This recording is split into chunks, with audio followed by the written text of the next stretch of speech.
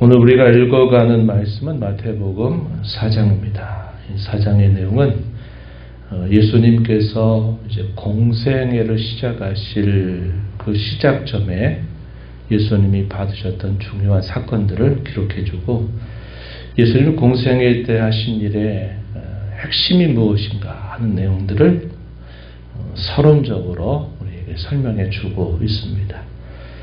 요단강에서 세례를 베푸는 세례자 요한에게 나아가 세례를 받으신 예수님은 이제 자신이 이 땅에 진정으로 오신 그 목적을 위해서 이제 남은 삶을 사시게 됩니다. 세례를 받으셨다라는 말의 의미는 이런 의미가 하나 있습니다. 예수님이 하나님의 백성과 같은 그러한 자리에 함께 하셨다. 그 백성들이 영적인 질고 허물과 죄로 죽었던 그들과 함께 되어서 그들을 그러한 고통, 그러한 형벌, 그러한 저주로부터 그들을 건져 주시려고 하시는 사역을 시작하신다 하는 것을 공적으로 보여주는 중요한 사건이다 그랬습니다. 이제 예수님께서 그리고 난 다음에 성령의 이끌리심을 받아 광야에서 40일 동안을 금식을 하시고 마귀에게 시험을 받으시게 됩니다. 이 시험 받으시는 사건은 굉장히 중요하다 했어요. 예수님이 이렇게 이제 공적인 삶을 사신다 하는 것은 자기 백성들의 구원자로서의 삶을 시작한다라는 의미입니다. 첫사람 아담, 우리 인류의 조상이었던 아담에게 하나님께서 선악을 알게 한 나무 열매를 먹지 말라 말씀하시면서 최초의 언약을 하나님이 아담과 세우셨는데 이 아담은 결국 이 사탄의 유혹을 이겨내지 못했습니다. 이 사탄의 시험을 이겨내지 못하면서 결국 하나님의 명령을 불순종하게 되면서 모든 인류의 죄와 사막이라고 하는 극복할 수 없는 그 가장 큰 문제를 인류 안에 들어오게 하는 장본인이 되고 말았습니다. 한 사람의 불순종으로 사망이 인류의 법이 되어버리는 피할 수 없는 운명이 되게 하는 큰 일을 결국 그가 가져온 셈이 되었습니다. 예수님께서 이 땅에 오셔서 이제 공적인 생애를 사신다는 것은 자기 백성들의 구원자로서 이제 모든 구원할 자기 백성들의 머리 혹은 대표자, 다시 말하면 제2의 아담 혹은 마지막 아담으로서 그가 이러한 시험을 처음 받으시면서 이제 그의 공적인 사역을 시작하시게 된 겁니다. 그래서 첫사람 아담은 실패했지만 이제 마지막 아담이신 예수님은 그 시험을 어떻게 맞으시는가 하실 때 철저하게 성부의 뜻, 하늘 아버지의 뜻에 철저하게 순종하심을 통해서 그 일을 감당하시는 모습을 보여주고 있다 한 겁니다. 광야라고 할 때 우리는 이스라엘 자손들이 그 옛날 40년 동안 광야 생활을 했던 것을 떠올리게 됩니다. 광야 40년 세월, 역시 이스라엘 조상들의 실패 역사를 적나라하게 보여주고 있는 곳이었습니다. 그들이 하나님의 백성으로 부름받아서 시내산에서 언약을 체결하고 그 시내산에서 출발한 지 얼마 되지 않아서 결국 그들의 불신앙 또 40년 세월 동안 계속적인 반역과 불순종으로 인해서 애굽에서 나왔던 모든 세대들이 다 광야에서 죽임을 당하게 됩니다. 여호수아 갈렙 외에 광야에서 태어난 후손들 빼고는 다 1세대 출애굽 세대가 다 죽었던 현장이 바로 이 광야 40년입니다. 모세는 신명기 8장 3절 이하에서 40년 광야 생활을 되돌아보면서 하나님께서 너희를 낮추셨다. 그리고 너희가 먹을 수 없는 그런 음식 대신에 만나를 너희에게 40년 동안 먹으셨다. 너희를 낮추시고 만나를 먹이신 것은 너희가 살아가는 동안에 사람이 떡으로 사는 존재가 아니라 하나님의 입으로부터 주어지는 말씀을 먹고 사는 존재다라는 사실을 그들에게 알려준 겁니다. 이스라엘 주상들의 실패는 곧 하나님 말씀에 대한 불순종으로 실패하게 된 사실을 분명하게 보여주고 있는 것이죠. 예수님 광야에서 이렇게 시험을 당하셨다. 더더군다나 40일 동안 아무것도 먹지 않으신 채 첫 번째 시험을 당하셨다라는 것은 마지막 아담으로서 구원받을 자기 백성들의 대표로 받으신 시험입니다. 그리고 광야에서 줄이신 다음에 받으셨다라는 이 의미는 그 옛날 이스라엘 조상들이 40년 세월을 보내면서 결국 실패했던 그 시험의 내용들을 예수님이 극복하시는 내용들을 보여준다는 겁니다. 첫 번째 시험은 우리가 잘 아는 바와 같이 줄이신 예수님을 향해서 내가 하나님의 아들이라면 이 많이 있는 이 광야에 있는 돌들을 떡덩이가 되게 하는 능력을 네가 행해서 그것을 내가 해결하라고 이야기한 겁니다. 그러나 예수님은 이 신명기 8장 3절에 있는 말씀을 인용해서 사람은 떡으로 사는 존재이기 전에 하나님의 말씀을 따라서 살아가는 존재이다 라는 것을 분명하게 말씀하시면서 그것을 거절하시게 된 거죠. 언제 이 문제가 해결이 됐을까요? 우리가 주일을 살펴본 것처럼 11절에서 이 문제가 해결됩니다. 먹고 사는 문제를 가지고 시험할 때 그 시험을 이겨내신 예수님, 또 이하 주어지는 두 개의 시험을 이겨내신 예수님을 이제 사탄이 떠나가고 천사들이 수종을 들면서 배고프시고 줄이셨던 예수님의 필요를 채워주신 일이 따라왔다는 겁니다. 그래서 이 먹고 사는 문제는 우리 인생으로서는 가장 중요하고 가장 우선적인 문제처럼 우리가 늘 생각하게 되지만 그러나 성경의 원리는 그게 아니다 하는 겁니다. 하나님의 말씀을 붙들고 살아가는 것이 최우선이요. 그렇게 되면 먹고 사는 문제는 하나님이 필요를 따라서 반드시 공급해 주신다 하는 것을 분명하게 보여준다 하는 겁니다.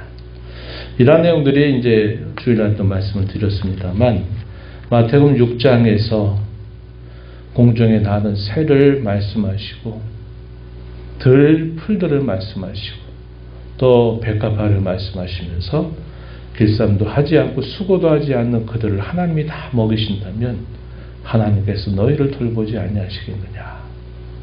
이것들 구하며 이것들 위주로 살지 말고 먼저 그의 나라와 의를 구하면서 살아라. 그러면 이 모든 것을 하나님이 너희에게 더해 주신다. 이렇게 분명히 예수님도 말씀하셨다는 겁니다.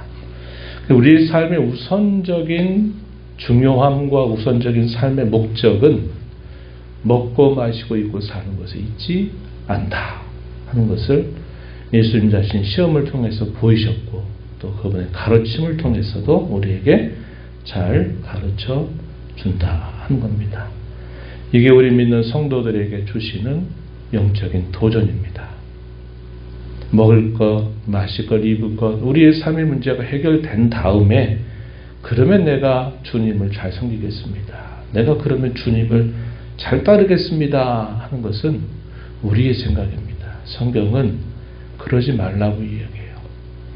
나를 먼저 따르라고 말씀하시면서 나를 따르면 그 다음에 걱정할 거 없다. 염려하지 말라라고 우리에게 가르쳐 주고 계시다 하는 것입니다.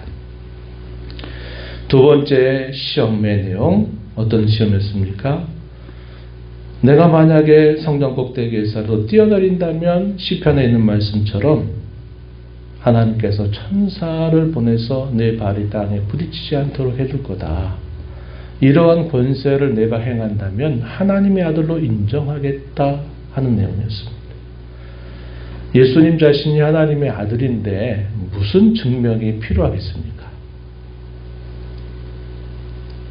예수님의 하나님 아들 되심은 증명이 필요 없는 일이고 그분이 이 땅에 오셔서 구원자로 메시아로 가셔야 할 그 걸음은 철저하게 처음부터 끝까지 순종이다 하는 것을 보여줍니다. 그래서 능력과 권세를 행사하시는 일을 비워두시고 철저하게 시작부터 마지막까지 온전하게 하늘아버지의 뜻에 순종하시는 일을 예수님이 보여주시면서 결국 모든 이하의 시험들을 다 이겨내신 것을 보여주죠. 우리를 구원하시기 위한 반드시 통과하셔야만 될 일들이었고, 우리가 이 땅에 사는 동안 우리가 무엇을 해서 어떻게 살아야 될까에 대한 삶의 중요한 원리를 예수님이 이 시험을 통해서 우리에게 오늘도 가르쳐주고 계시다는 겁니다. 사탄은 예수님을 시험한 것처럼 오늘도 교회를 시험하고 오늘도 믿는 저와 여러분은 끊임없이 이러한 내용으로 시험을 하고 있습니다. 그럴 때 우리가 이 시험을 이기는 방식은 예수님이 보이셨던 그 방식을 우리가 그대로 따라가는 데 있다 하는 것을 우리가 배워야 하겠습니다. 이에 주어지는 말씀의 내용은 세례자 요한이 체포를 당하시고 예수님께서 가버나움이라는 곳으로 옮겨가십니다. 이 가버나움은 예수님이 복음을 전하시는 아주 주 무대 중에 하나입니다. 많은 곳에 이 많은 일들을 이곳에서 예수님이 행하시게 되는데, 이것도 선지자 이사야 예언의 성취다라고 사도 마태는 알려주고, 세례자 요한이 처음 선포했던 내용들이 회개하라 천국이 가까웠다라는 그 메시지인데, 이제는 예수님께서 친히 그 말씀을 하시는 겁니다. 가까웠다라고 하는 표현은 바로 앞에 와 있다 이 말입니다. 이제 먼 미래에 온다라는 게 아니라 마치 우리가 손을 내밀면 바로 이렇게 잡힐 듯이 하나님의 나라가 바로 지금 너희 앞에 와 있다 하는 말씀은 바로 이 말씀이 되는 겁니다. 회개 없이는 들어갈 수 없는 나라, 믿지 않고는 볼 수 없는 나라, 그 나라가 천국이요 곧 하나님의 나라다 분명하게 말씀하시면서 그 천국을 선포하고 소유하게 하시면서 제자들을 부르시죠.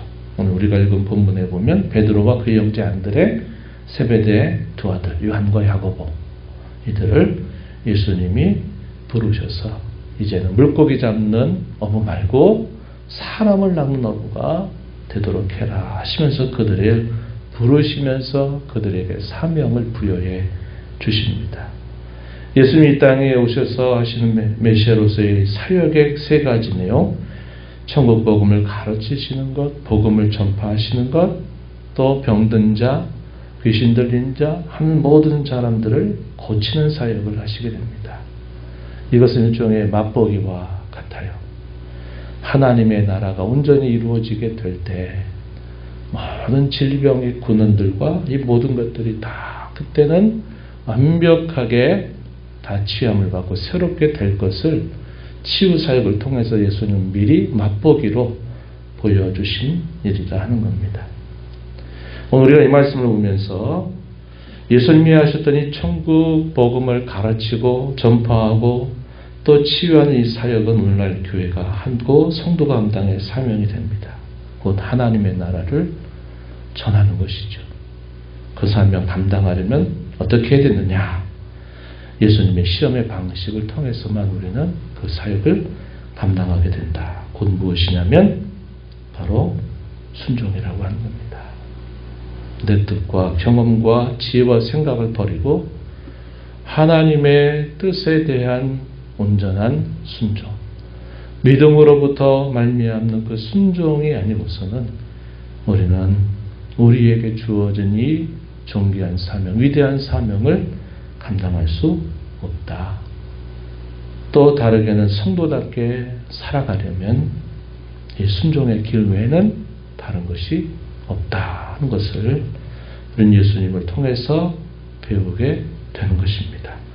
오늘 이 말씀을 살펴보면서 우리가 이 땅에 사는 동안 먹고 마시고 입고 사는 것 자체를 우리의 삶의 목적으로 여기지 말고 우리는 이미도 내가 은혜로 속해 있는 그 나라, 그 하나님의 나라가 내가 살아가는 삶 현장에 이루어지기를, 하나님의 나라가 임하기를 우리가 기대하고 그 나라가 온전히 완성될 마지막 그때를 바라보면서 우리는 그 하나님의 나라를 이루어가되 우리 인생에 한정된 그 짧은 시간을 다른 곳에 쓰지 말고 이 하나님의 나라가 내가 살아가는 삶 현장과 또 우리 살아가는 모든 곳에서 우리가 함께 이루어가는 교회 안에서 이 하나님의 나라가 잘 이루어지도록 우리가 목적을 가지고 살아가되 철저한 순종을 배우고 실천한 일을 통해서 그 하나님의 나라가 임하기를 힘써 살아가자 하는 것입니다. 이것을 우리 마음에 새기면서 오늘도 남은 생에 그렇게 우리의 삶을 하나님 앞에 살아가게 되기를 기대합니다. 하나님 아버지 감사합니다. 지난 밤에도 저에게 힘을 주시고 이 새벽 시간 저희를 깨워주셔서 오늘도 아버지 앞에 저희를 인도하시며 찬양과 경배 받으시게 합당하신 하나님 앞에 경배하며 오늘도 주께로부터 주시는 말씀을 듣게 하시니 감사합니다. 우리 사람은 먹어야만 살고 입어야만 마셔야만 산다고 모든 사람들이 생각합니다. 그러나 우리를 지으신 하나님은 그것이 아니라고 저에게 오늘도 가르쳐 주십니다. 사람이 떡으로 사는 존재가 아니라 하나님의 입으로 나오는 말씀으로 사는 존재다 말씀하시면서 그렇게 살 때 하나님이 우리의 필요를 언제나 때를 따라 공급해 주심을 약속해 주십니다. 하나님의 나라와 의를 구하며 살며 그 천국의 증언자, 천국의 선포자로 살아가는 저희 모든 성도와 교회가 되도록 늘 붙잡아 주시고 염려하거나 근심하며 살지 않도록 늘 주의 공급을 체험하며 살아가는 삶이 되게 하시고 하나님의 뜻을 이루기 위해서 예수님 가셨던 그 걸음처럼 저희도 순종을 끊임없이 배우고 실천하며 기도하며 힘쓰는 삶 살아가도록 도와주옵소서. 은혜의 보호자 앞에 나와서 아버지의 은혜를 구하는 모든 심령들의 간구를 길들여 주시고 응답해 주시기를 바라며 예수님 이름으로 기도하옵나이다. 아멘.